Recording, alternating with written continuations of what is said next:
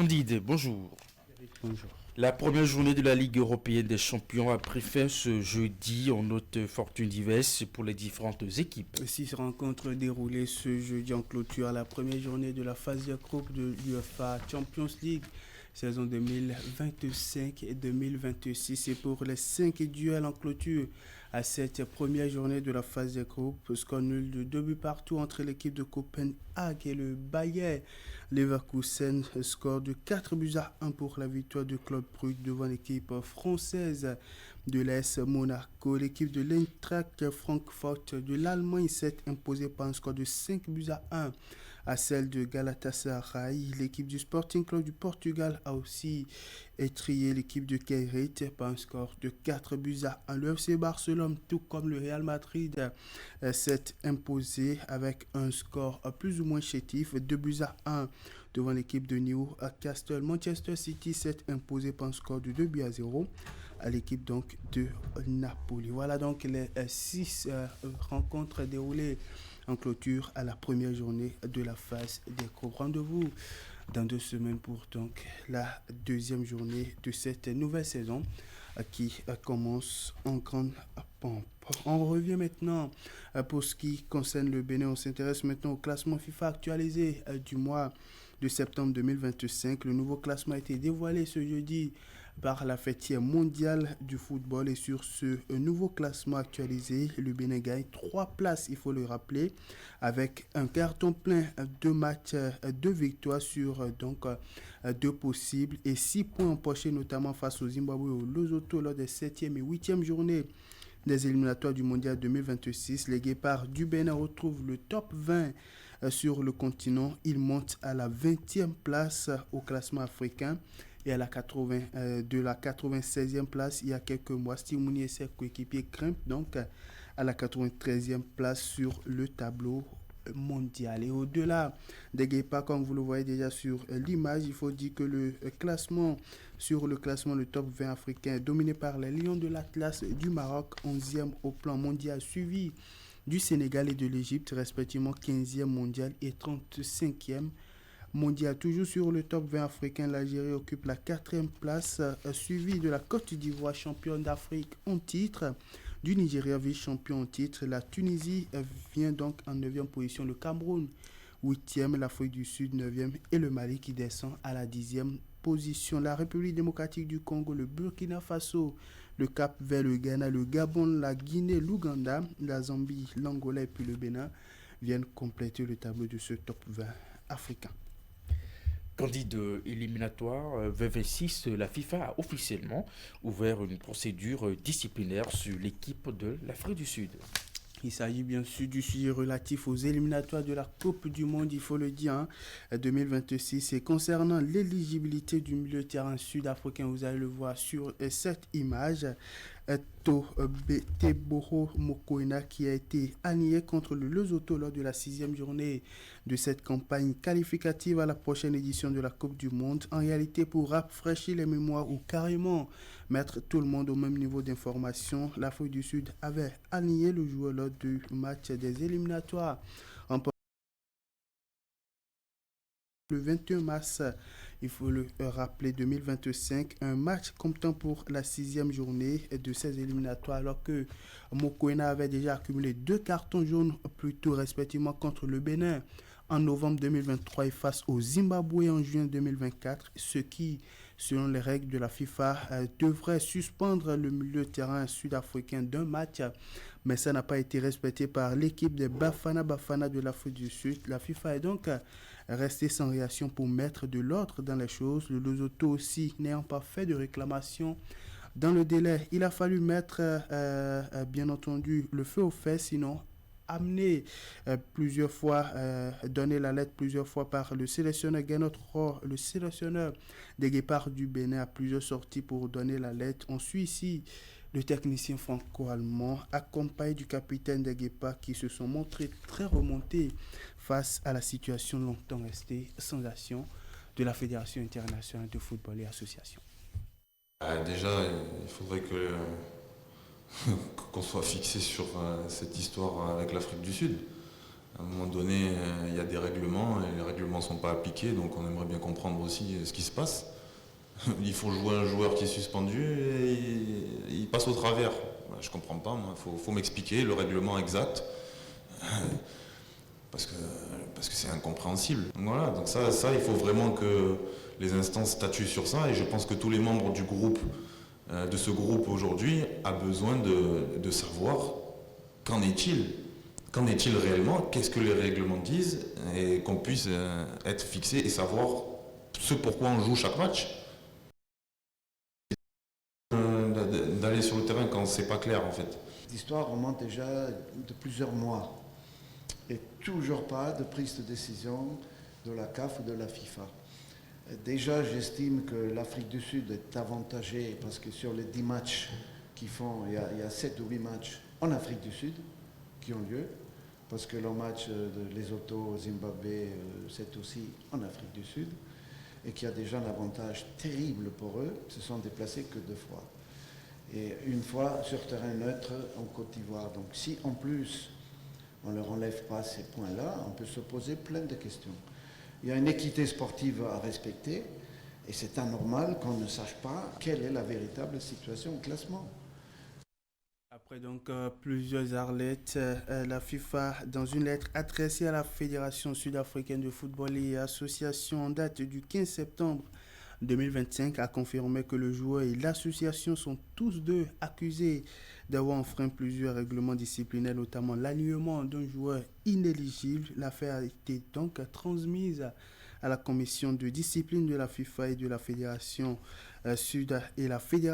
sud-africaine de football et association, et le joueur Mokoena ont 6 jours pour soumettre leur réponse. Ce qu'il faut savoir est que s'ils sont reconnus coupables dans cette faute technique, les Bafana pourraient donc être contraints de perdre le match face au Lesotho sur tapis vert, bien entendu, et ainsi perdre 3 points au compteur. À cela va s'ajouter d'autres sanctions telles que les amendes ou des suspensions.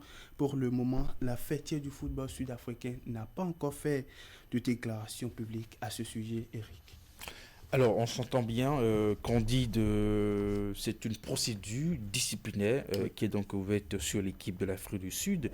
Alors, si l'issue, justement, amenait la FIFA à sanctionner l'Afrique du Sud, en quoi cela pourrait arranger le Bénin? Il faut dire que si les Bafana, enfin, sont reconnus coupables dans cette affaire à ce sujet, après examen de la commission de discipline de la Fédération internationale de football et association, les cartes seront redistribuées dans le groupe C, parce que l'Afrique du Sud, qui a actuellement 17 points, vous allez le voir sur le classement, l'Afrique du Sud, qui a actuellement 17 points sur le tableau, se retrouverait à égalité de points avec le Bénin, parce que l'équipe aura à perdre 3 points, reviendrait à 14 points, tout comme le Bénin, après donc 8 journées, mais resterait en tête du groupe avec une différence de but de plus 6 contre 4 pour l'équipe béninoise, équipe de Guépa. Le Lesotho, quant à lui, verra son total passer à 6 à 9 points, mais restera en 5e position avec 2 points de plus pour le Nigeria 3e et du Rwanda 4e avec 11 points chacun, ce qui va complètement relancer la course dans le groupe. Et le Bénin va donc espérer remporter ses 2 prochains matchs, notamment face au Rwanda et au Nigeria, pour espérer se qualifier pour le prochain rendez-vous directement, parce que l'Afrique du Sud devra aussi compter sur un faux pas du Bénin pour battre le Zimbabwe et le Rwanda, afin, lors des 2 dernières sorties, lors des 2 dernières journées de ces éliminatoires, et directement se qualifier. Mais il ne faut pas aussi oublier le Nigeria, les Super Eagles du Nigeria, qui sont vice-champions d'Afrique, mais qui sont aussi encore dans la course et devront impérativement battre leurs 2 prochains adversaires et espérer un faux pas de l'Afrique du Sud pour directement se qualifier. Mais si on récapitule, le Bénin devra forcément gagner ses 2 prochains matchs et espérer un petit faux pas de l'Afrique du Sud pour directement se qualifier pour le rendez-vous. Parce que quand on regarde le classement à l'heure actuelle, si l'issue de cette affaire, de cette enquête n'est pas favorable et reconnaît coupable l'équipe de l'Afrique du Sud, le classement va rester intact. l'Afrique du Sud va conserver ses 17 points, le Bénin va rester avec ses 14 points. Et là encore, le Bénin n'est pas encore sûr de terminer parmi les 4 meilleurs deuxièmes qui vont disputer les barrages et espérer se retrouver au barrage intercontinental pour pouvoir se qualifier pour le mondial. Jusque-là, on va espérer, enfin, le Bénin suit de très très près. Alors, il faut dire que le Bénin suit de très très près ce dossier. C'est vrai parce que le Bénin a son intérêt justement.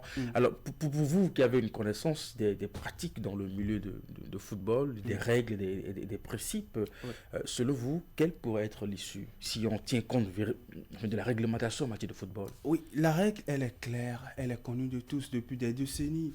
Quand un joueur cumule 2 cartons jaunes plus tôt, lors du prochain match, il est suspendu. Voilà. Il est dispensé de ce match. La règle, elle est connue de tous. Donc, pas plus tard qu'il y a quelques années, le Rwanda a commis cette même faute technique et le Bénin a très très vite su cela et a porté réserve auprès de l'instance faîtière de la Confédération africaine de football et ça a été respecté. Le Rwanda a perdu le match sur tapis vert. C'était la toute première victoire de Gernot Rohr à la tête de l'équipe nationale, même si c'était sur tapis vert, si ce n'était pas sur le terrain, mais c'était sa toute première victoire à la tête de l'équipe nationale. Quand il était avec l'équipe du Nigeria, quand il était sélectionné des Super Eagles, il a perdu un match similaire après une faute similaire face à l'équipe de l'Algérie. Il y a de cela quelques années. Donc, la règle, elle est claire, elle est connue de tous. Quand il y a même une jurisprudence, puisque vous donnez tellement d'exemples. Alors, ça veut dire qu'il n'y a pas de chance que l'issue ne soit pas dans l'intérêt du Bénin. C'est exactement. Ce qu'il faut aussi souligner, c'est que le Lesotho qui a été victime de cela n'a pas porté réserve dans les délais. Pourquoi? Dans les délais. Parce que vous savez, dans une équipe, dans une sélection nationale, il y a un rôle pour chacun dans une équipe nationale. Chaque personne a son rôle dans l'équipe nationale. Certainement, je ne dis pas que c'est ça, c'est tellement que au sein de l'équipe du Lesotho, qui est chargée de s'occuper de ce genre d'affaires ne s'est pas pris à temps ou n'a pas eu connaissance de cela à temps parce que la lettre a été donnée par le Bénin, notamment Gernot Rohr, qui suit de très très près cette situation. On dit souvent quand vous commettez une erreur une fois, vous faites très très attention pour les autres fois. Gernot Rohr a commis une telle erreur avec le Nigeria lorsqu'il était à la tête des Super Eagles. Ici au Bénin, il a eu à suivre de très très près ces gens de fautes techniques qui pourraient avantager son effectif. Il a gagné contre le Rwanda et cette fois-ci, même si ce n'est pas contre le Bénin que l'Afrique du Sud a commis cette faute technique, il a suivi de très très près cette situation. Il a donné la lettre à plusieurs reprises, à plusieurs sorties, que ce soit en conférence de presse d'annonce de sa liste, que ce soit en conférence de presse d'avant-match face au Zimbabwe et même après le match et même avant le match face au Lesotho, il a donné la lettre à plusieurs reprises. Dans cette interview qu'il nous a accordée, il semble dire qu'il y a beaucoup de favoritisme sur l'équipe de l'Afrique du Sud. D'abord, on les déplace très peu pour les matchs. Oui, c'est pas qu'on les déplace très peu. Le président de la CAF, soit de l'Afrique du Sud, ne joue pas un rôle dans tout ça. On va pas, avant de me prononcer sur cette situation, il faut dire que quand le sélectionneur parle du fait que l'Afrique du Sud est très avantagée dans cette situation parce que sur les 10 matchs, il y a eu 7 matchs qui ont été joués en Afrique du Sud. Il faut dire que sur les 7 matchs, il y a des adversaires de l'Afrique du Sud qui n'ont pas de terrain homologué comme le Bénin actuellement, donc qui ont préféré accueillir les matchs où ils devraient accueillir l'Afrique du Sud. Et chez eux, ils ont préféré jouer ces matchs-là en terre sud-africaine. Donc cela amènerait ces équipes-là à faire moins de déplacements plutôt que d'aller jouer dans un autre pays et après revenir en Afrique du Sud. Ils ont préféré jouer en Afrique du Sud et après le match où ils devraient se déplacer pour aller en Afrique du Sud, ils les ont joués en Afrique du Sud. Donc c'est déjà sur ce côté, il faut amener il faut donner une certaine clarification. Oui.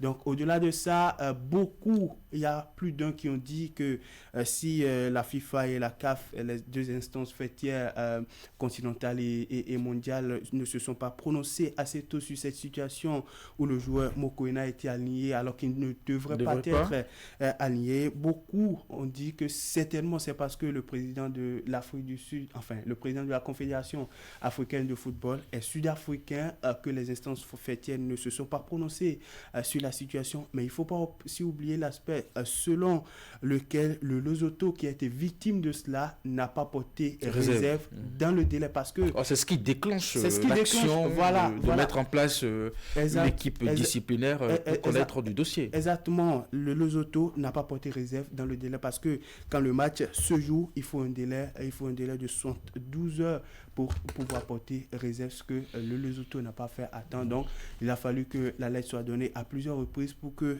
la fêtière du football mondial puisse se saisir du dossier et après reverser l'affaire à sa commission de discipline pour que les examens soient faits, pour qu'une issue soit donnée à cette situation. Et le Bénin suit de très très près cette situation depuis, et cela pourrait véritablement permettre au Bénin de continuer par d'y croire sérieusement, de continuer par d'orleter sérieusement ce rêve d'aller pour la toute première fois de son histoire au mondial. Qui ne veut pas aller au mondial? Les joueurs rêvent d'y aller, pourquoi pas. Et le supporter que vous êtes, le supporter que je suis, nous aimerions que notre équipe aille à la Coupe du Monde. Candide, on s'intéresse maintenant aux éliminatoires de la Coupe du Monde féminine U20 2026. Dans le cadre du deuxième tour, les Amazones du Bénin affrontent cet après-midi la Guinée. Oui, exemptés du premier tour, Abdoulaye Ouzérou et ses filles font leur entrée en campagne qualificative à la prochaine messe féminine mondiale de football des moins de 20 ans ce vendredi. Elles reçoivent, il faut le dire, ce soir à leurs homologues de la Guinée au stade de Kégué et de Lomé, le stade JMK de Cotonou n'étant pas homologué. En prélude à cette explication comme temps pour la manche allée de la double confrontation de ce deuxième tour des éliminatoires du Mondial 2026, les Amazones ont rallié la capitale togolaise mercredi et ont tenu hier, jeudi, comme vous le voyez à l'image, leur séance de reconnaissance de pelouse, de quoi s'acclimater et prendre des repères avant donc l'échéance de ce soir. Une dernière séance consacrée au dernier réglage tactique et technique avant d'affronter donc la Guinée ce vendredi, dès qu'il va sonner 20h ici au Bénin. Allons à présent, beaucoup de chance. Oui, on va souhaiter beaucoup de chance à l'équipe féminine, à l'équipe junior du Bénin. Allons à présent en Côte d'Ivoire où tout se met déjà en place pour le coup d'envoi de l'édition 2025 du tournoi FOAP qualificatif à la Coupe d'Afrique des Nations des moins de 17 ans. La compétition va prendre son envol dès demain, et avant de donner les différentes affiches, comme vous le voyez à l'image, la composition des différentes groupes se présente comme suit dans la poule A. On retrouve la Côte d'Ivoire, le Niger, le Togo et le Ghana. Le groupe B est pour le Bénin en compagnie du Burkina Faso et du Nigeria. La première journée de compétition s'ouvre déjà dès demain avec deux affiches dans le groupe A. La Côte d'Ivoire, pays hôte, sera face à l'équipe du Niger, et puis à 19h, l'équipe du Togo va en découdre avec celle du Ghana. Dans le groupe B, la première journée s'ouvre dès dimanche avec une seule affiche au programme dans ce groupe à 3 équipes. Le Burkina Faso va en découdre avec le Bénin. En prélude à cette rencontre, il faut dire que les Guépards U17 du Bénin, arrivés en terre ivoirienne depuis plusieurs heures déjà, ont tenu hier la traditionnelle séance de reconnaissance de pelouse et donc vont poursuivre la préparation avant donc le match du dimanche. Et puis, Interclub CAF présent le premier tour des éliminatoires des Interclubs de la CAF saison 2025-2026 s'ouvre ce vendredi pour les représentants béninois.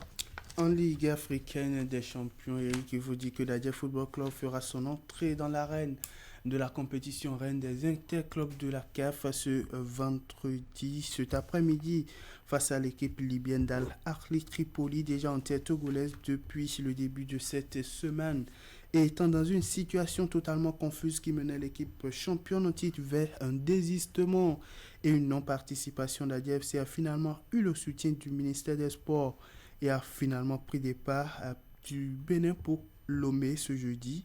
Et selon quelques informations qu'on a pu lire dans les coulisses, le club n'aurait pas tenu la traditionnelle séance de reconnaissance de pelouse suite à une arrivée tardive dans la capitale togolaise. De toute façon, le match aura bel et bien lieu cet après-midi à partir de 16h au stade de Kégué à Lomé. De leur côté, Il faut dire que les vice-champions du Bénin s'apprêtent à faire leur première expérience en Coupe de la Confédération, une étape en dessous de la Ligue africaine des champions de la CAF. Les cotonculteurs du Bénin affrontent en double confrontation du premier tour leurs homologues de Black Mon Warrior FC du Libéria.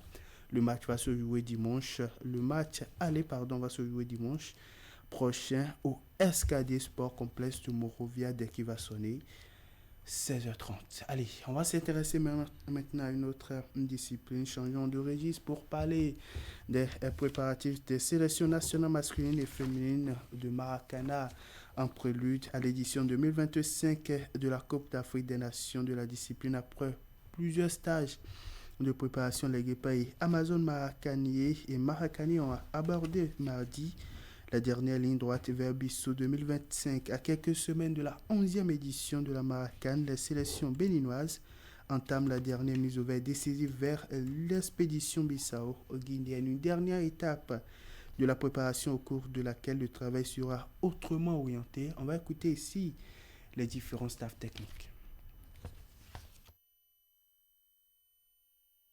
Le mental y est déjà et la forme, ça vient progressivement parce qu'on ne peut pas avoir tout ce qu'on veut en un seul jour. Et après, nous allons travailler la cohésion aussi, ce qui est normal, avant que le dernier jour de préparation n'arrive. Et je dirais que l'évaluation est bonne, niveau technique, au-dessus de la moyenne. Et ça fait que nous sommes d'abord déjà contents. Maintenant, ce qu'il faut travailler, fini, c'est le côté physique et tactique. Voilà, nous sommes déjà vraiment contents du niveau technique des joueurs et mental. Donc ça veut dire que c'est un vrai progrès de l'équipe. Et là maintenant, on va essayer de travailler la cohésion pour que nous ayons une équipe digne pour pouvoir ramener le trophée. Déjà, c'est heureux de voir qu'il y a quand même beaucoup qui se donnent à fond et qui savent qu'elles ont quitté le foot, elles viennent au Maracana. Et c'est vrai que les règles sont un peu différentes, mais quand même, c'est jouer au pied, elles ont le minimum. On va essayer d'ajouter ce qui manque pour avoir un effectif qui pourra vraiment représenter le pays comme il se doit. Je pense qu'on va essayer de donner le maximum, que ce soit physiquement, mentalement et aussi techniquement aux Amazones de Maracana pour rehausser vraiment l'image du pays. Il faut dire qu'au cours de cette mise au vert le mercredi après-midi, 2 rencontres d'entraînement ont été disputées au stade Paulin Tomalaga de Boycon. Du côté des dames, Colombe Arizima et ses coéquipiers se sont inclinés 3-1 à la sélection masculine du Zoo, composée uniquement des joueurs. Là, on parle toujours de Maracana, on n'est pas encore au niveau du handball, uniquement des joueurs de la catégorie super senior. Chez les hommes, il faut dire que les Guépins ont battu par 4-2, et donc la sélection du Zoo, composée uniquement des joueurs des catégories Open et Senior. 2 matchs tests sur la longue série prévue pour les différentes techniques en vue de mieux évaluer les joueurs et joueuses afin de procéder au dernier réajustement avant donc le départ de la délégation pour Bissau. On va finir maintenant avec le handball, la phase des play-offs, notamment de la Ligue Pro 1. Saison 2025 se poursuit. Hier, on a assisté à 3 matchs au niveau des dames comptant pour la 4e journée de cette étape des play-offs. L'équipe d'Adidja s'est imposée 33-20 à l'équipe de Flambeau Sporting Club, 29-28 pour la victoire au bout du suspense de l'équipe de l'Assaut Volcan devant son homologue de l'Assaut Modèle, 27-24 pour la victoire de Fleurs CNSS devant l'équipe de la SPAC Handball Club. Au niveau des hommes, on a assisté aux 2 différentes rencontres de demi-finale hier. Fleurs CNSS s'est offert son billet pour la finale devant l'équipe de Assaut 27-15. Adidja Handball Club va rejoindre l'équipe de Fleurs CNSS en finale avec donc sa victoire 25-20 devant l'équipe de la SPAC Handball Club. Allez, ça sera tout pour les sports de cette semaine. Merci à vous, Candide. On va sur le service cette semaine. Rendez-vous la semaine prochaine pour d'autres informations sportives